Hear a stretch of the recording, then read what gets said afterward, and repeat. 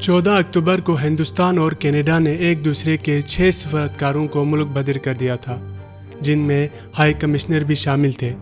ये कदम दोनों ममालिक के दरमियान सफारती तनाज़ा बढ़ने के बाद उठाया गया था। 2023 में कनाडा में खालिस्तान के हामी कारकुन के कत्ल में हिंदुस्तानी हुकूमत के एजेंडों के मुलविस होने पर तनाज़ा सामने आया।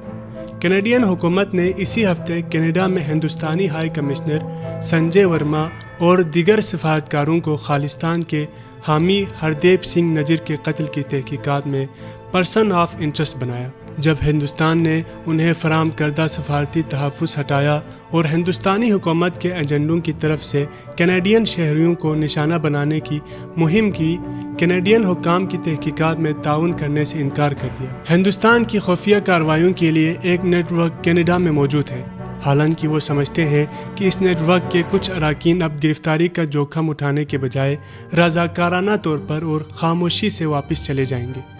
गुज़श्ता बरस सिख अलहदगी पसंद रहनुमा हरदेव सिंह नजर के कत्ल के बाद कनाडा और इंडिया के ताल्लुकात में कशीदगी में बदस्तूर इजाफा होता आया और अब दोनों ममालिक ने एक दूसरे के सफारतकारों को भी मुल्क बदर कर दिया है। इससे कबल भी इंडिया और कनाडा के ताल्लुकात में उतार चढ़ाव आते रहे हैं, लेकिन ये मामलात कभी सफारतकारों की बेदखली तक नहीं पहुँचे।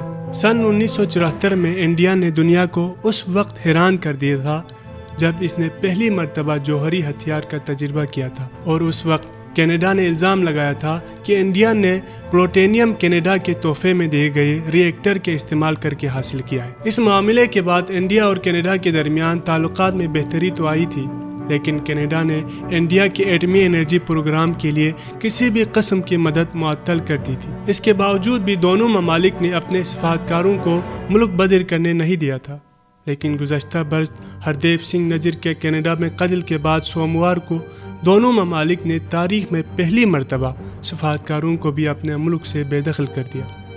ख्याल रहे इंडिया ने हरदीप सिंह नजीर को दहशतगर्द करार दिया हुआ था। इससे कबल कैनेडियन वज़ीर आज़म जस्टिन ट्रूडो कह चुके हैं कि इनके मुल्क में पुलिस जून 2023 में होने वाले कत्ल में इंडियन एजेंसी के बराह रास्त मुलविस होने के इल्ज़ामात पर तहकीकात कर रही है। कैनेडियन पुलिस के मुताबिक कनाडा में इंडियन एजेंट्स खालिस्तान के हामी अफराद के खिलाफ कत्ल, बदखोरी और पुरतशद्दुद कार्रवाइयों में मुलविस हैं। इंडिया ने इल्ज़ामात को मज़हक़-ख़ेज़ करार दिया है। कनाडा में तकरीबन 7,77,000 सिख आबाद थे।